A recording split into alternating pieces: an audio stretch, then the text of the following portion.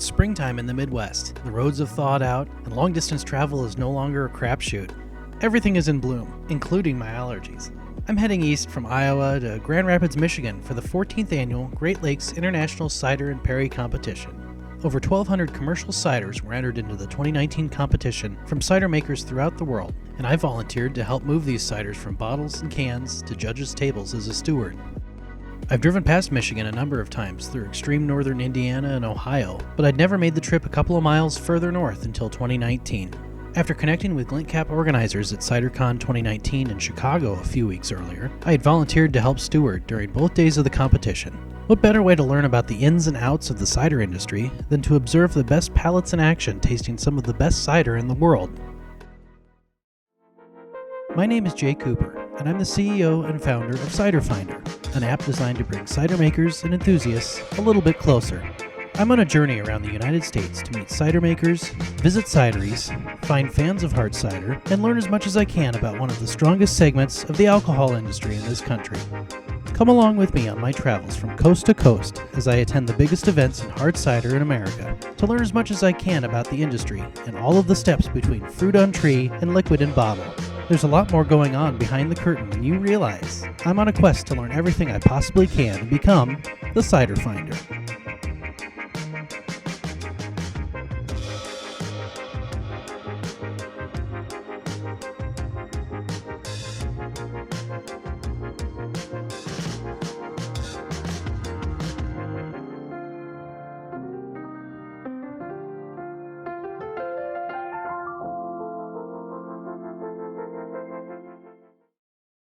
This morning I had to be over at the same venue as GLINTCAP tomorrow and Friday, but it was a bus tour of Michigan cideries, which on paper was a fantastic idea, and in person it was also a fantastic idea, but pretty sure our group had a little more cider than we probably needed to. After grabbing a to-go cup of coffee from the GLINTCAP host hotel lobby, we hopped on the bus for the long ride north, out of Grand Rapids and to the first stop on our tour, Schaefer Cider Company, the maker of Puck's Cider. It was an absolutely gorgeous morning to socialize with cider makers and enthusiasts alike, and to take a look at the trees just starting to flower in the mid-May sun. After a bit of time outside, we moved inside the facility to take a look at the equipment they used to turn apples into cider, and then got to taste several of the ciders available in the tap room. There were plenty of comfy places to sit and socialize in the tap room while enjoying some award-winning cider. After a while, we all piled back onto the bus and drove back to Grand Rapids for our second stop on the tour, the main manufacturing facility and tap room for Vandermill Cider. During the tour of the production floor, I got my first ever chance to see the canning process in action. I'd taken a look at the machinery involved in canning at CiderCon just a couple months prior to my trip to Michigan, but this was the first time I'd actually seen anything moving through the machines. The folks at Vandermill were in the process of canning their totally roasted cider, which has notes of cinnamon, pecan, and vanilla. It was amazing to see the entire production process chain. Not only did we see the end product making its way into cans, but we all got a taste of the cider base that they used to start every variety of cider made at the facility. It's amazing that cider makers can create such interesting and diverse offerings that all start at the same place. After checking out the production floor, the group went back upstairs to the tap room for some cider, sizer, and Perry flights, and for a fantastic lunch. Because the weather was so nice, most of the tour group took lunch and the flights out onto the patio. There were so many choices to sample in the flights, it was worth it to find some new friends who were trying ciders and Perrys that you hadn't included on your flight.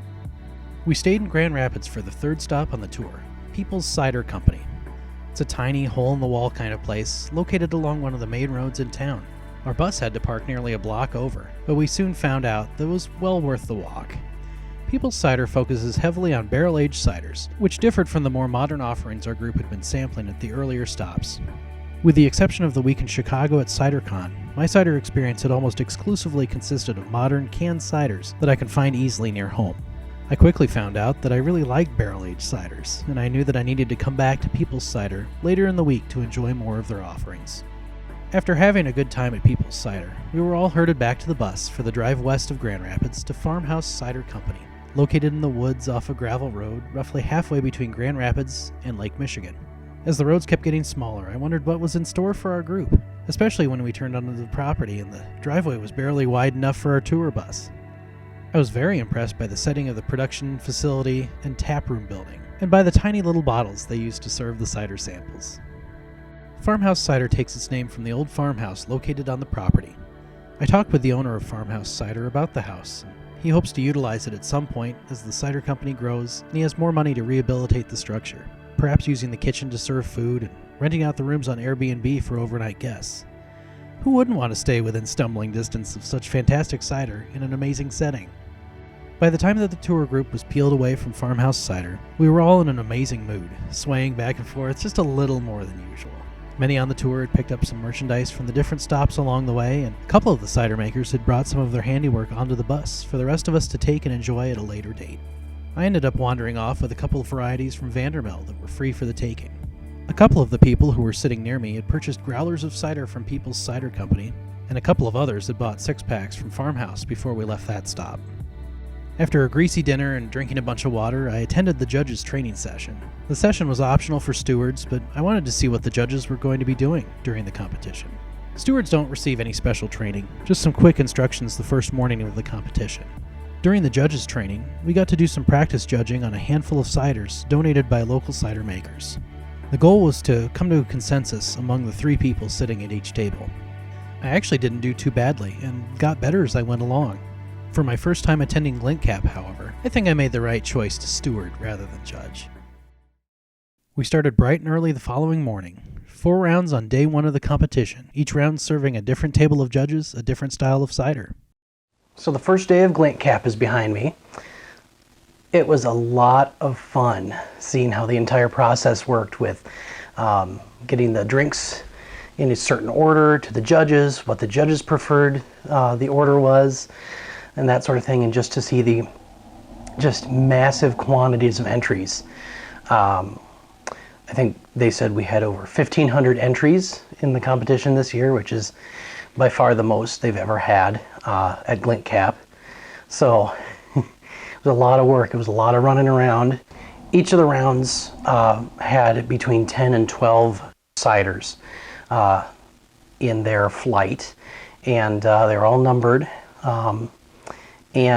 So that the judges didn't know what exactly they were tasting. They had kind of flavor profiles and that sort of thing on a sheet with the numbers. And we would hand the sheet with the numbers and the flavor profiles, but no other identifying information to the judges. The judges could decide whether or not they wanted to do that order from top to bottom, or in the case of the 4th round, there were a couple entries that had really strong flavor profiles that the judges decided to move to the very end of the list. It was a lot of fun to see how the different judges would reorder ciders based on their preferences in order to give each group the best judging experience. Some judges had categories of cider that they didn't like and would make sure that they weren't in charge of judging those categories. We did our best as stewards to accommodate the judges. It was an interesting juggling act, but it seemed like everyone was having a great time. In the steward room, we were certainly having a great time putting together the samples for judging and finding out which of the hundreds of ciders were the best of the best. We put together a table of top contenders, a competition hall of fame that the judges weren't allowed to see until after the end of the second day. We also got to try a few duds along the way as well. Some ciders that had serious defects in production, or others that were just experiments gone horribly wrong. Sometimes simplicity is still the best way to go. Once the 4th round was finished, we cleaned up the steward room and the judging room, and then we were free to go until first thing in the morning. It had already been a long couple of days, so I decided to take it easy, drink a bunch of water, and call it a night pretty early. I knew that I still had 2 rather long days ahead of me, and events like this are all about pacing yourself. I've attended enough week-long events to have learned that the hard way on numerous occasions. The final day of GLINTCAP hosted the semi-final and final rounds of judging. The number crunchers had tabulated the results from the previous 4 rounds, and had spent a late night putting together the last 2 rounds boxes of cider that we, the stewards, were to bring to the judges. So yesterday was an incredibly exciting day. It was the final day of GLINTCAP, where we had the semi-final round and then the best of the best final round. And there was definitely some tough deliberation going on in the judges' room. And it was set up a lot differently than it was yesterday.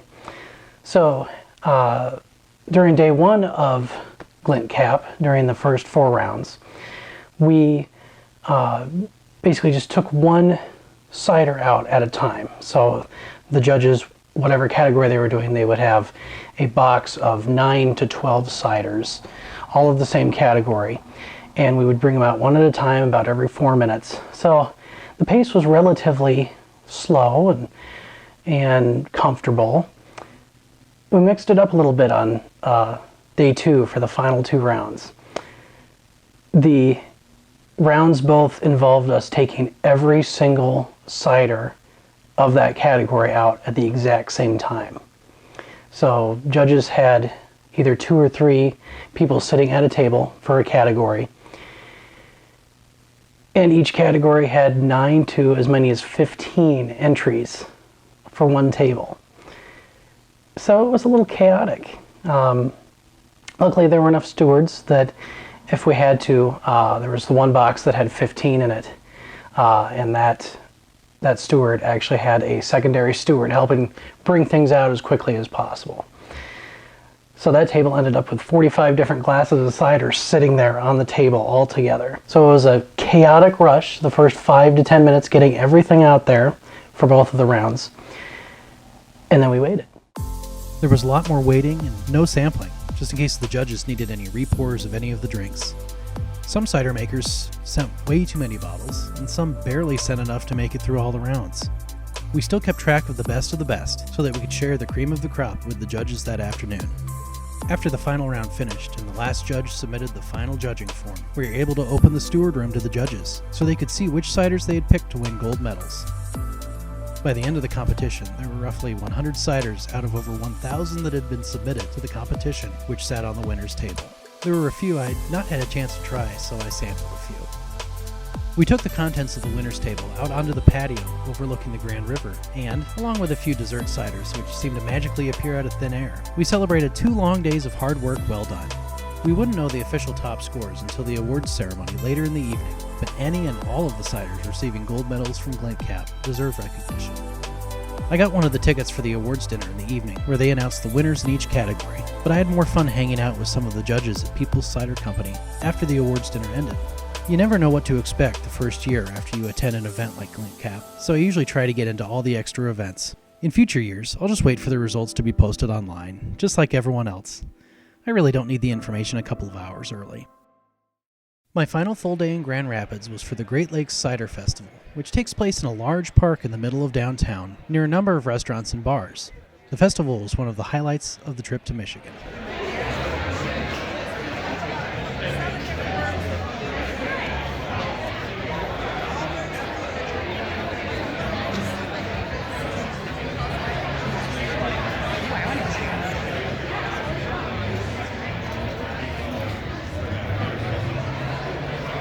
The Great Lakes International Cider Festival yesterday was a lot of fun. So yeah, there were 4 or 5 cider makers that were that case that I just didn't see at the competition. It's been a long few days here in Grand Rapids, and it's going to be a long drive back to Iowa today.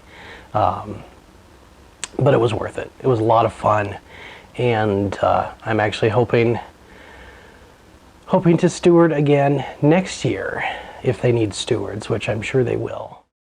My first trip to Michigan into GLINTCAP was a success. I'm hoping to steward again at the next GLINTCAP. I still don't feel ready to be a judge, but I know I'm definitely qualified to steward.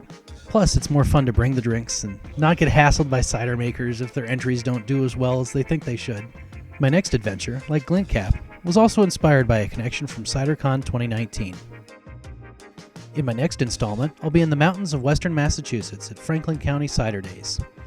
Cider in New England in the fall. It should be great. I hope you follow along with me on my next cider adventure as I travel northeast to experience all there is to see and do, and make some new cider friends in the rolling hills around Greenfield, Massachusetts, and elsewhere in the more rural parts of New England.